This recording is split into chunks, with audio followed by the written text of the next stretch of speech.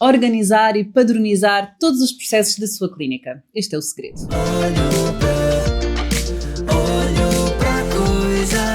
Bem-vindo ao episódio 248 do meu podcast Olho para a Coisa com Ana Gonçalves. Hoje vamos falar sobre os processos, porque se está aí desse lado e que pensa que toda a gente na minha clínica, cada pessoa faz uma coisa à sua maneira. Se eu passo a vida a dizer a mesma coisa, ou passa tempo a corrigir algo, não é, que era óbvio e era uma tarefa ou algo que os seus colaboradores já deviam saber, é porque tem aqui um problema dos processos. E eu sei que isto é pouco estimulante para nós enquanto empresários e empreendedores trabalhar isto, mas isto é assim a nossa Bíblia, é aquilo que nos vai permitir que a nossa equipa tenha autonomia e que nós também consigamos dedicar tempo a outras tarefas e que estamos descansados, não é? Que tudo é feito e da forma que nós queremos que seja feito. Por isso, vou dar aqui pontos-chave que tem que refletir se isto acontece no seu negócio. Primeiro, uma grande dependência de determinadas pessoas, as chamadas pessoas-chave. Ou seja, se aquela pessoa falta, se aquela pessoa vai de férias, ninguém sabe o que é que tem que fazer e aquele processo fica parado. Temos clínicas, por exemplo, que é a faturação aos seguros. Aquela pessoa está de férias, eu não vou faturar. Ou enviar um relatório, ou enviar um determinado e-mail, ou algum processo que seja que fica dependente daquela pessoa. Porque é que isto é perigoso?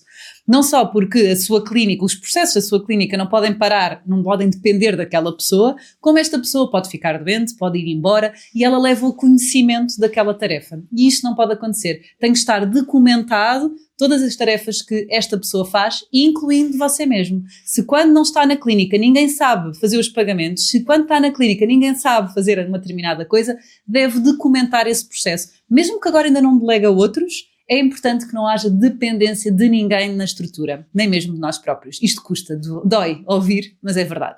Temos que começar a profissionalizar aqui a nossa clínica, os nossos processos e passa por isto, não haver dependência de determinadas pessoas. Segundo ponto-chave, se tem aqui uma integração muito difícil de novos colaboradores, sempre quando alguém entra não sabe muito bem o que é que lhe vai explicar no primeiro dia, nem sabe muito bem explicar o que é que ele vai fazer, às vezes começa logo no recrutamento. Não temos clareza nas funções e nas tarefas que este colaborador vai fazer, então aqui é um sinal que precisa de melhorar processos. Porque não é suposto. É suposto quando eu contrato alguém que eu saiba com clareza o que é que essa pessoa vai fazer, que eu consiga mapear um dia, um mês daquela pessoa. E quando ela entra e tem a integração, ser muito fácil explicar isto. Portanto, os processos vão lhe dar não só esta coerência nestes processos que vai ser implementado da mesma forma por qualquer um, mas também posso lhe dizer que lhe tira aqui muito tempo. Nós quando começamos a documentar todas as tarefas, por exemplo, dos fisioterapeutas, com vídeos, com checklists escritas, a Sara, não é, a coordenadora dos fisioterapeutas, tem muito menos tempo dedicado na integração, é muito mais leve a integração. Quando antigamente nós pensávamos, vem alguém, vou ter que explicar tudo, nem sei muito bem, não é, perdíamos aqui algum tempo.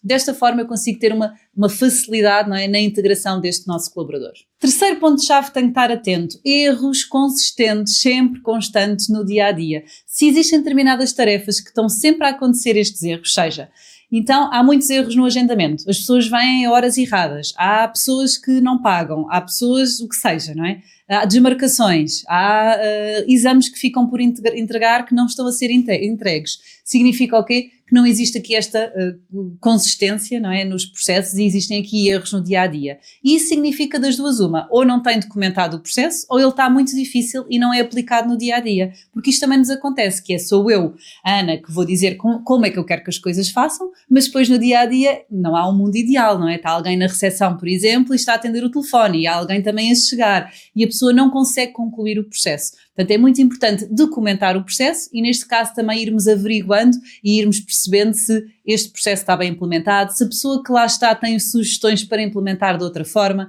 Isto é um sinal mesmo muito frequente, que é a inconsistência das tarefas. Um dia eles fazem, outros dias eles não fazem. Dizem-nos isto. É que eu, quando falo com eles, a primeira semana fazem tudo. Depois, ao fim de uma semana, esquecem-se. E é porquê? Porque não existe clareza no processo e nem aquele processo está adequado às tarefas que eles fazem no dia-a-dia. Quarto ponto-chave, reclamações frequentes. Se tem frequentemente reclamações, e atenção, as reclamações não é só lá no livro vermelho, é reclamações verbais do nosso cliente, estejam atentos, ele diz, mas hoje não é assim, mas disseram-me que era assim no outro dia, mas eu, não estou nada satisfeito, diga à dona da clínica isto ou aquilo outro, não é? Portanto, isto é um sinal que vai refletir aqui, vai impactar muito a experiência do nosso cliente e reflete o quê? Falta de processos. Portanto, quando temos aqui uma comunicação ao cliente que não é consistente, vamos ter aqui também estas reclamações, que podem ser só verbais, esperemos, do nosso cliente, mas eu digo sempre que a reclamação é sempre uma forma de melhoria, que é se isto aconteceu com este cliente, pode acontecer com mais. Porquê que aconteceu? E a maioria das vezes é por não haver um processo claro. Nós não dedicamos tempo a isto, não é? E depois temos um colaborador que faz uma coisa, outro que faz outra e há esta inconsistência na experiência. E por último, a solução. Qual é que é a solução? Documentar todos estes procedimentos, mas de uma forma simples. É documentar e simplificar. Temos mesmo que criar aqui um manual que, obviamente, todos os procedimentos têm que estar descritos com padrões muito claros, não é? Mas de forma simples, porque às vezes também tendemos a ir demasiado ao detalhe, não é? É quase aqui uma checklist de coisas que têm que ser feitas quando há a abertura da clínica, quando há o fecho, e eu aconselho a começar por aquelas tarefas que dependem em específico daquela pessoa. Essas são o mais grave, não é? Porque é quando há uma ausência daquela pessoa, o processo não é feito. E depois não esquecer de fazer as revisões periódicas. O mundo está a mudar, os nossos processos também vão mudando, não é? E às vezes nós implementamos uma coisa nova verbalmente e esquecemos de ir lá melhorar este processo. E eu sei que é muito difícil trabalhar processos e que está a pensar que não sabe por onde começar, mas eu posso lhe dizer que a organização é liberdade. Vai ter aqui a liberdade de conseguir ter uma equipa autónoma, com uma consistência na experiência do cliente, e temos que aprender com as grandes empresas, não é? Eles têm isto muito bem feito e é nós tentarmos passar isto para a nossa pequena empresa, obviamente não perdendo a humanização aqui dos nossos serviços, mas termos aqui estes procedimentos bem claros.